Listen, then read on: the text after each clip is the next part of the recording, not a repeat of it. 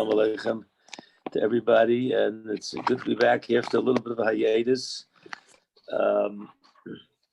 As the world turns, and we've had a respite because of so many other factors. I flew to the States, and then Yisrael Yudkowsky, who should get better, he's had a very severe case of corona and flu and everything else. And we ourselves, the Rebbe and myself, have been very fortunate, but the Rebbe came down with definitely with some sort of flu. I might have caught a little bit of it. She seems to be getting over it, not completely. I've gotten over it. We've been tested. We've been negative. We've been vaxxed. We've been masked. Everything, But the latest is that let's face it, guys. The Omicron it's blazing its way across the world. Here in Israel, I think I saw something like, over 40,000 people that they recorded. They don't even know. They might be up to over 100,000 a day, which is like beyond description, and the way the world is going, it's really amazing. It's really amazing to see that, we'd love to believe that everything is, the way we'd love it to be in our hands. But we see it's not in our hands. It's in the hands of HaKadosh Baruch Hu. And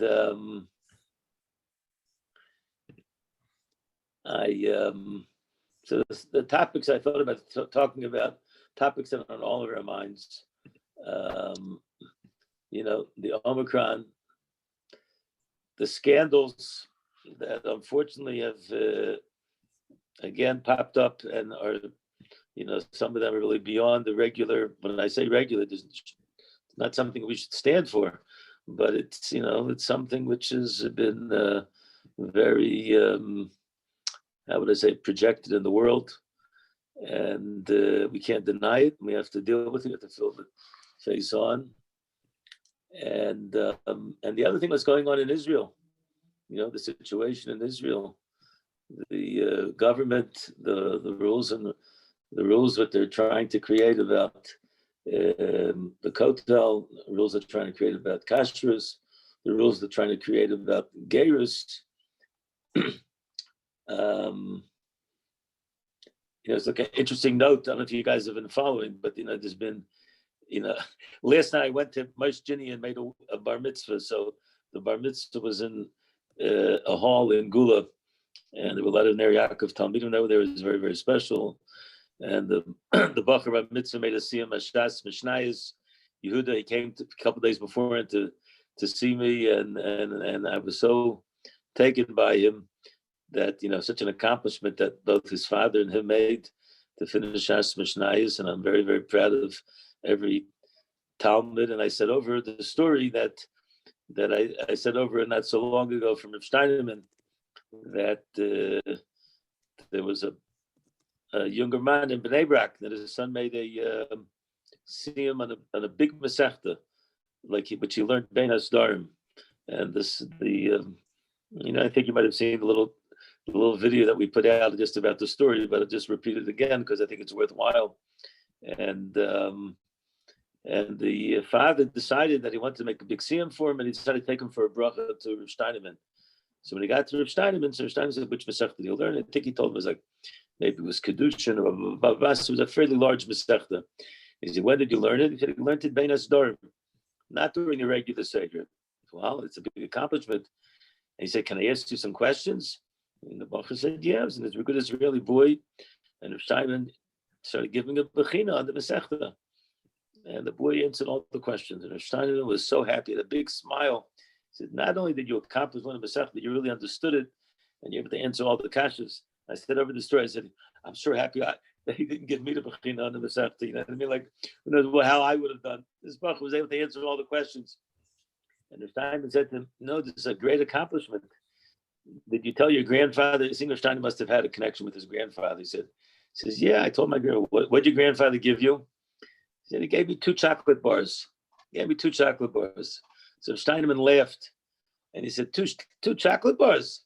He said, your grandfather's from the old generation. The old generation, they used to give, the guy finished Masech, he gave him a chocolate bar. He says, that's not for the new generation. And he went to his desk and he opened it up and he pulled out $100. And Rosh Hashanah gave him $100 bill. And he said, I want you to have this.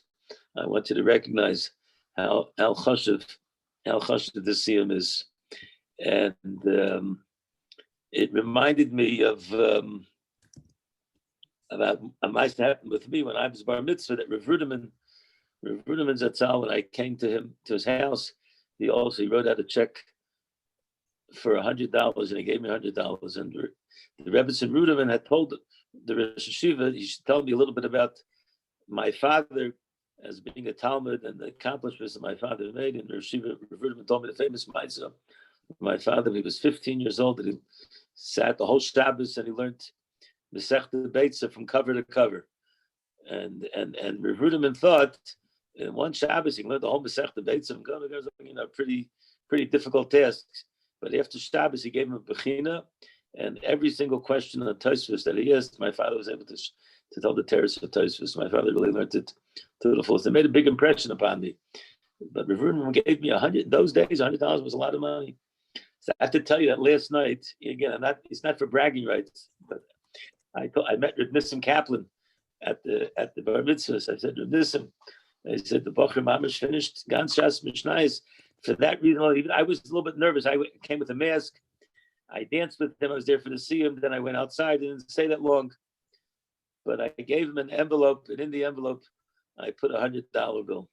I said, if Rav Steinman can give a $100 bill, I can also give $100 for a boy that learned Shas Mishnayos. He deserves to get it. So, I want to mention that story, not because I want to, brag about anything. I just want to say is that in the midst of everything, there's so many things that are happening, and we have to keep our eye on the ball. We got to keep our eye on the ball. So, we have the Matzav in Israel, anti-religious legislation, and it's really beyond understanding about, what kind of rules and regulations they want to try to set up. And they've already implemented some of them. What will be Lamaisa is really beyond their understanding. But there were. So last night, I was saying, in the midst of everything.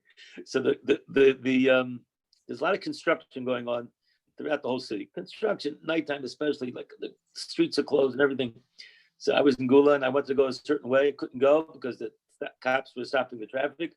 They sent me another way, and I ended up getting close to the latest demonstrations in Geula and Bnei Brak. I don't know if you're familiar with what's going on, but the latest thing is that the Charedim are up in arms about cell phone stores in the midst of the frum communities where they're selling non-kosher cell phones. And they're like major demonstrations. Anyway, I told the Rebbetzin, I said, you know what, I think we're going to get caught.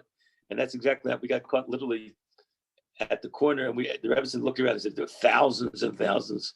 And the police were there and everything else. So you have, and I'm not here to discuss the pros and cons of making a demonstration about, cell phones, which aren't kosher.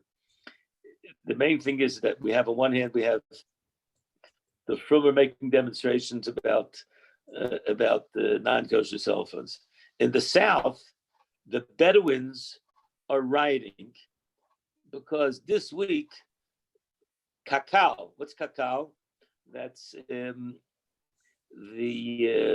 not JNF. Government, but it's, what was that? The JNF, Karen Kayemet, the Jewish National Fund, the Jewish National Forest. They've been planting trees. Everyone knows planting, and now Tu B'Shvat comes. Everyone knows Tu B'Shvat. So they decided, and I guess they must have permission from the government to plant trees in the Negev near Bedouin, where Bedouins live. And the Bedouins, even though legally they don't own a lot of the land, but they've been planting over there. Now all of a sudden, the government's planting these trees. It's taking away from their rights. Anyway, there's massive riots. And the Arab parties that are partners in this government, they're backing the Bedouins, and they're saying, if you're not going to remove these trees, we're going to shut down the government. We're not going to vote with the government. So they have them like, by the gargle, as they say. Now, what's amazing is that who's uprooting the trees? The Arabs are uprooting the trees. Rabbi say it's a Shemitah year. It's a Shemitah year. You're not allowed to plant. There's an Issa Zariah, and as it's Issa Zariah. In fact, if you learn the first daf in the new Masechta, we're learning the daf here, Moed Katan, on Beis and Beis, the Gemara over there is discussing about what's the Isser of the whole Isser of on Shvius and on Shabbos, on Yom Tiv. Is it Zariah or Charisha? Rabbi, it's an amazing thing. The government is planting trees, which on one hand, for years and years, everyone knows JNF, everyone plants trees. But it's Shemitah. Shemitah, you don't plant trees. And the Arabs are uprooting the trees. Rabbi said the world is going crazy. Topsy-turvy. The Omicron. We thought we had a handle on life, so to speak. Now Josh can't fly to Israel. It's rampant. It's rampant here. It's rampant in the United States. And as I said before, what can we take from all these lessons? What can we take from these lessons for really what's happening? Rosh Hashivas are falling sick. We have big Rosh Hashivas that all gotten contracted the corona. We hope and we pray that everyone should be safe. And I have a brother-in-law in Baltimore, his kidney transplant, Yosef Elazar ben Rachel Leah, he contracted after 2.5 years, and my sister got it, and he got it. We hope everyone should be well. There's like no defense, and there's another aspect we want to speak about. We have to speak about the scandal in the Frum world, the Chaim Wilder story, the fact that there was a so-called significant mechanech writer, really something beyond, who was a person that was really a horrible Russia, no other way to describe it, and he committed acts of the worst order, and then he committed suicide. Before anything could happen to him. The suicide itself is something which is beyond understanding. Like in the lexicon of our world, like we never thought we would get to this point. And today I walked into the yeshiva. We have a shir in the yeshiva by someone, a wonderful Rebbe.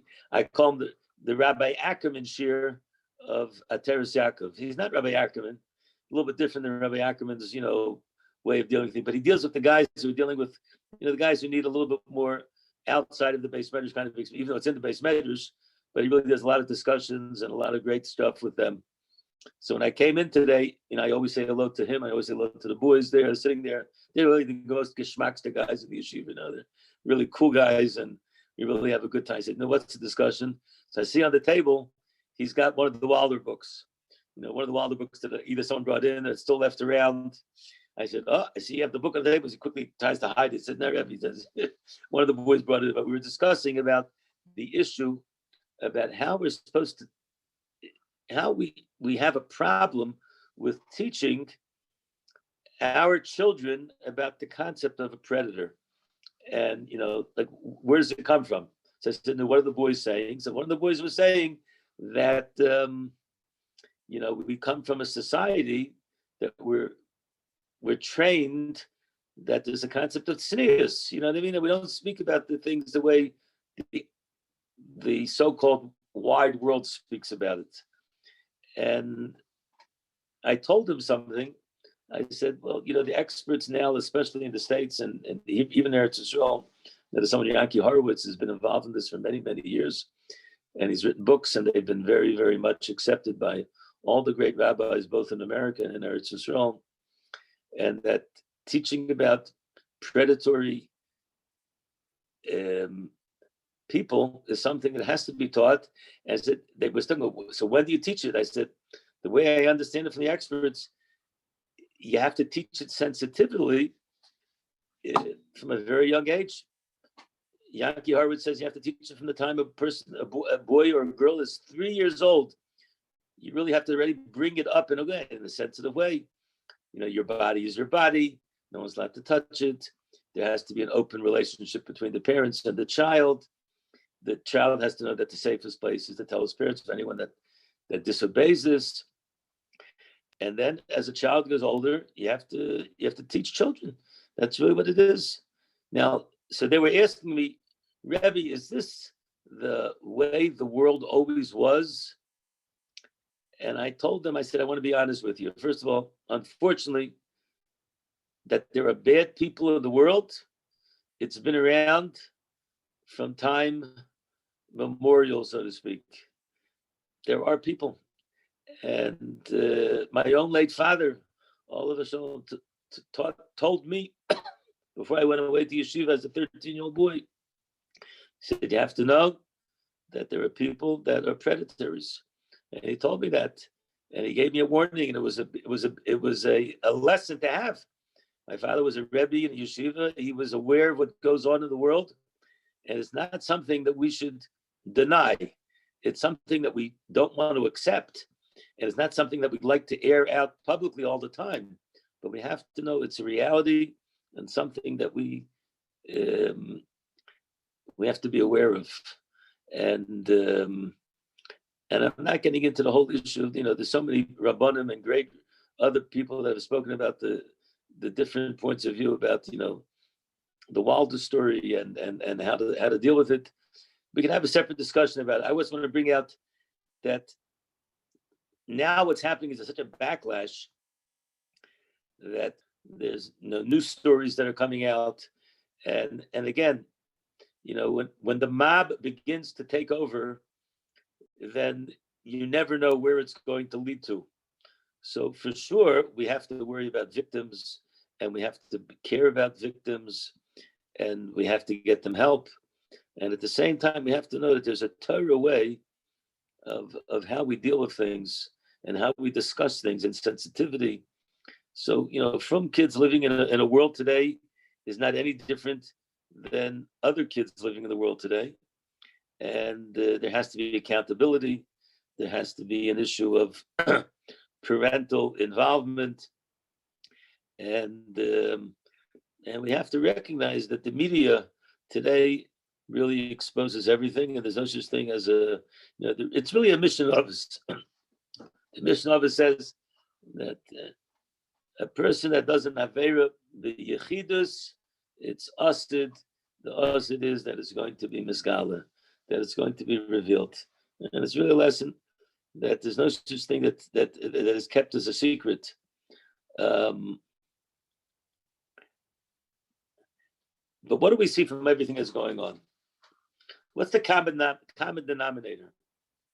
And again, we don't like to speak about it, anti-Israel thing. Like, oh, the government's Israel. Israel's our country.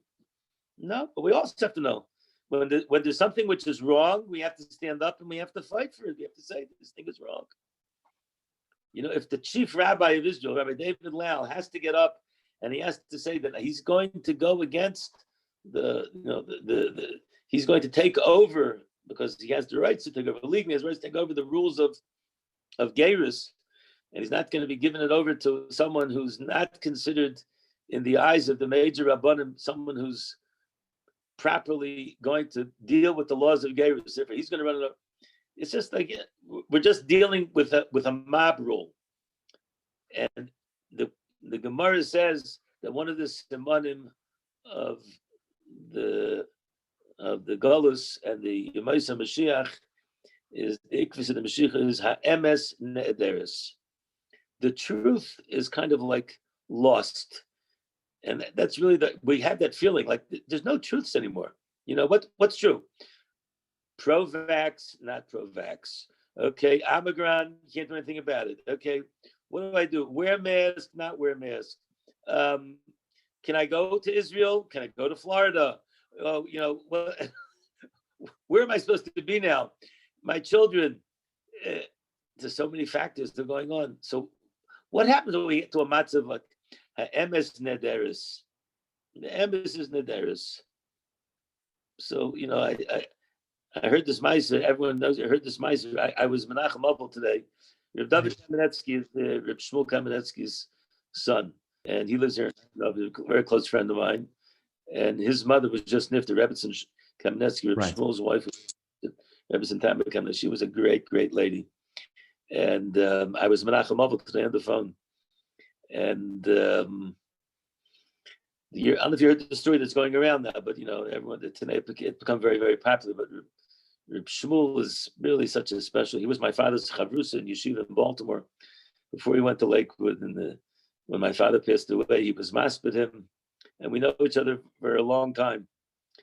So the ma'aseh that's going on is that last Sunday there was a person that had a shalom bayis issue and had made up to meet with Reb Shmuel in Philadelphia and came for a 5:00 meeting.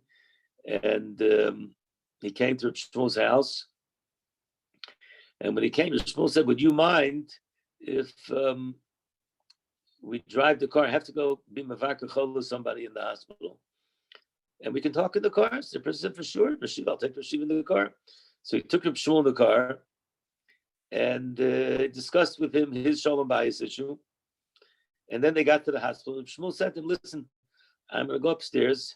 I have to give him a vakar chola. When I'll come back and we'll continue to discuss the issue."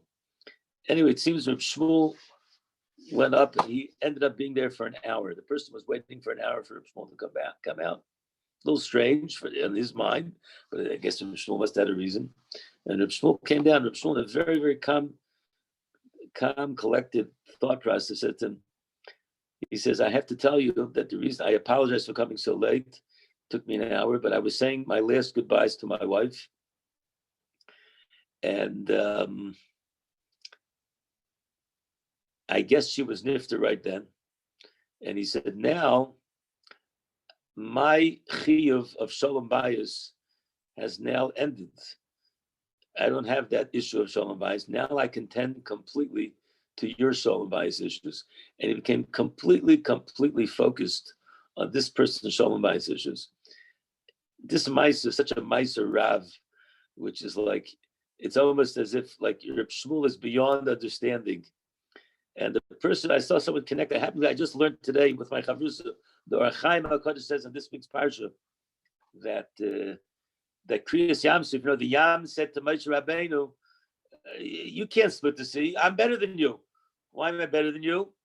"Because you were created on the 6th day, and I was created on the 3rd day. Therefore, I have kedima to you." And Moshe Rabbeinu had to give a tshuva. So what was going on over here? So the Orach Chaim says that really, that we know there was a condition that HaKadosh Baruch Hu made with the Yamsuf. He said that when Klal Yisrael is going to, the sea has to be split because there was a Tanai Hisna HaKadosh Baruch Hu and Ma'aseh Bereishis, that when Klal Yisrael will accept the Torah, then they have rights over the world. So the conflict is that the Yam said like this: that's only after Matan Torah. After Matan Torah, then the language of Orach Chaim is the Ben Torah has full power over the physical proprieties of the world. But before Matan Torah, he doesn't have it. So therefore he was saying, before Matan Torah, I come before you. And Matan Torah didn't take place. Didn't take place yet. So the Orach Chaim says, no, that the Moshe Rabbeinu had a taina that, no, the Rebbeinu Shem gave over to Moshe Rabbeinu. He's the yamin of HaKadosh Baruch Hu. Well, the way some say he's Shechina Medaberes B'Tov Gerono. So Moshe Rabbeinu had the rights even beforehand. But what do we see? We see that the Orach Chaim says that a person that's truly connected to the Torah, he has the ability to create the dynamics of how the world should be. When you see a person like Reb Shmuel, should be gesund and stark. When I spoke to David today, I said, "Listen, I'm sure your father's busy. Please give over in my name, Ernicham." And he said he's going to. Reb Shmuel is steeped in the Torah. This doesn't come easy, that a person should be able to have the control, that after his wife was nifter, his last goodbyes, that he's saying to a person, "I want to take care of your problems." And it reminds me of the Ma'aser with the Shlomo Zalman Auerbach, which I said over, I think, last Erev Shabbos in the podcast. That Shlomo Zalman also similar Ma'aser. His wife was nifter. He was in Shaare Tzedek Hospital. A younger man who was a Talmud saw him in the lobby, not realizing that his wife was nifter, and said, "My wife just had a baby boy." And Shlomo Zalman gave him this beatific smile and gave him a big bracha. And the children asked Shlomo Zalman, how can you do that? Why didn't you just tell him my wife was just nifter? He says, why does he have to hear my tzaras? Right now he's having a simcha. I have to be mesameach with him. My tzaras are my tzaras. So these are people that are steeped in the Torah. And I think I want to give this, this message to a certain extent. We're living in a world where there's MS Nederis, Israel government against every single aspect of what we believe is really the Jewish way of how we should at least to a certain extent live in a country which keeps and allows the Yidden to be able to keep the laws of Torah. And then we have all the other things we said before.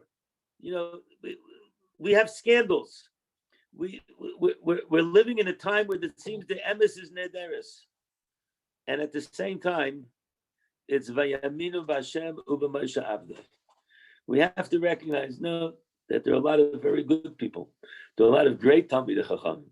There are a lot of great mechanchim. There are a lot of great parents, and we can't shy away from the issues that there are in the world. We have to be honest and we have to be open about it. And at the same time, we have to recognize that the light of the Torah, it will light up and will stop the sheker, which is in the world. Vayaminu b'Hashem u'b'Moshe Avdei. And as we say, Ein lanu lishoyin el avinu shabas shamayim. Heard the Gavaldik Wort and the end of the Masechta of the Megillah. So the Gemara says over there, and I think that's really one of the best I want to say. In the midst of everything, we're still continuing the daf. We're still continuing the learning. We're still continuing our limud HaTorah and our connection to the Torah, our siyumim. Today, one of the boys in Yeshiva made a siyum, and we all danced with him. So there's a Gemara. The Gemara says, Rabbi Yochanan says, Rabbi Shvat and Rabbi Yochanan, Minayin shemishtamsim b'vaskol. How do we know that you're allowed to use a baskel? Rashi says an interesting thing. If a person has a question, he's not sure what he should do. He's not sure. Should he go this way? Should he go that way?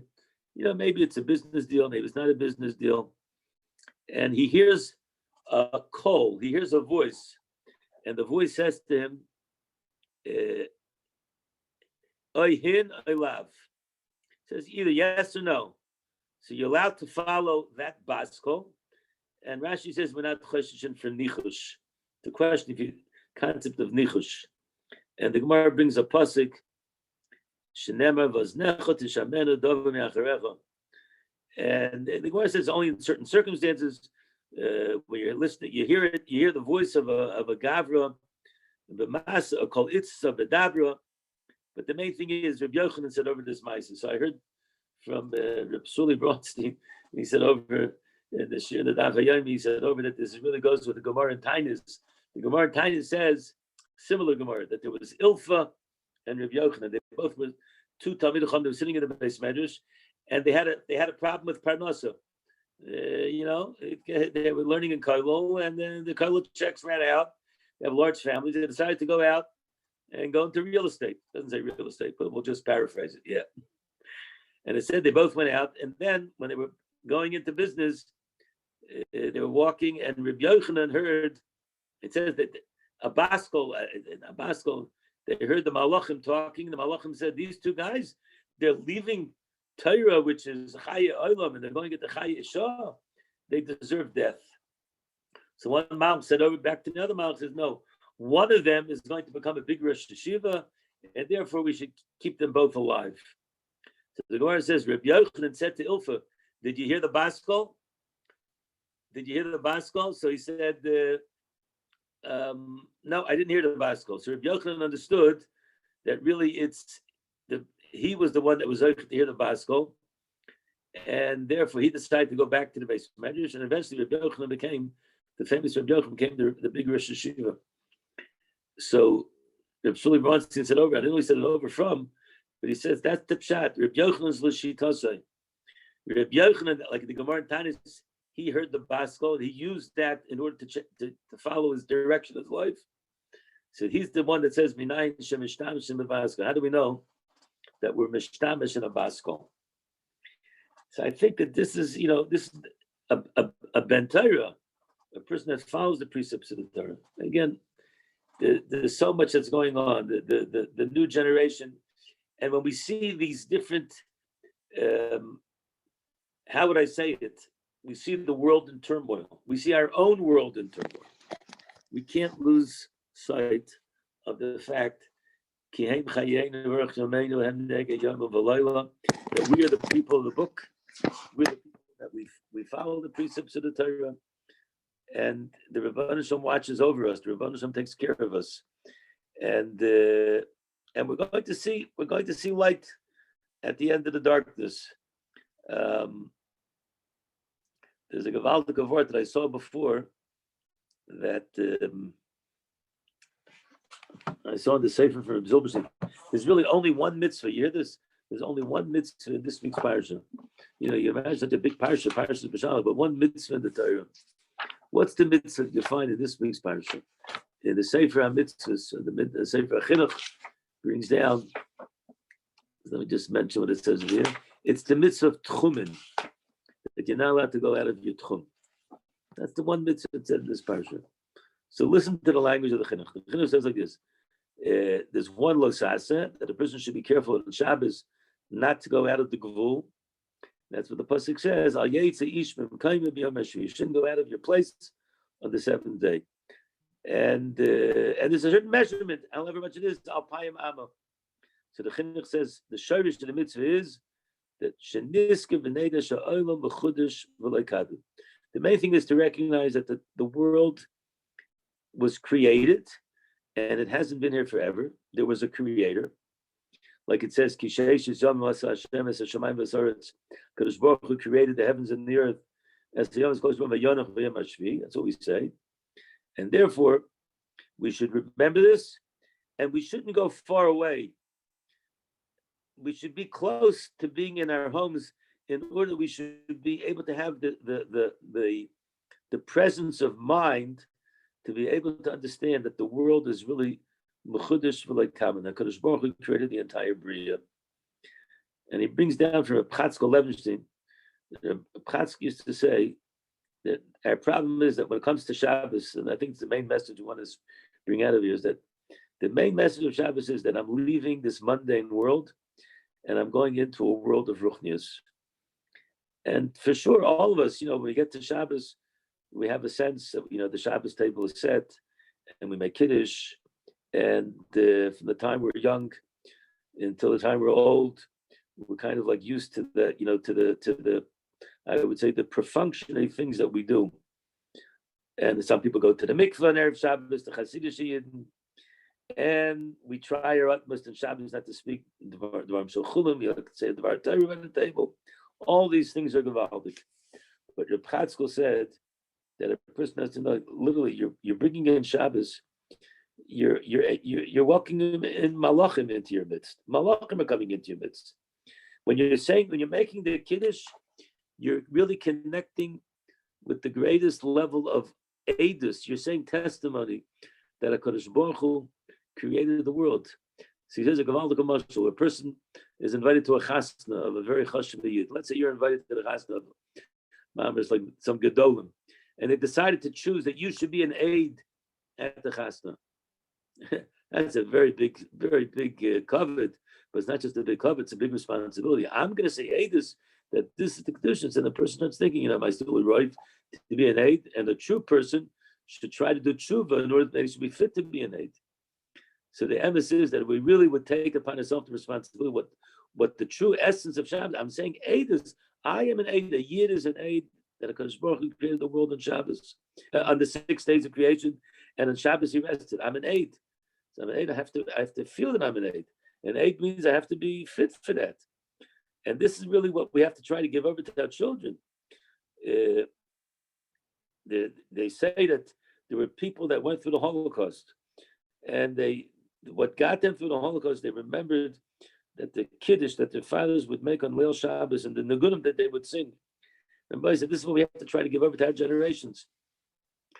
So really what I wanted to say is that in the midst of all the gloom and all the Omicron, we have to be very, very happy that we are from the Am Yisrael. And we can't get despondent. We can't get down. When we see that there's things that take place within our midst, we have to call them out. No question about it. We can't be silent about it. But we have to recognize that Baruch Hashem, the Maisa said over one person living in our generation, Rabbi Shmuel Kamenetsky, should be gesund stark from the Ziknei Rosh Hashivas.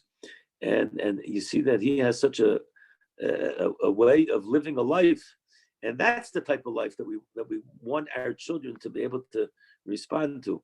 And we have to recognize that even though the emes is ne'ederes, but ein lanu lishana la'avinu shebashamayim, and we have the ability to be nishan, to literally to rely on the Rebbeinu Shalom, because we're the ones that say edus.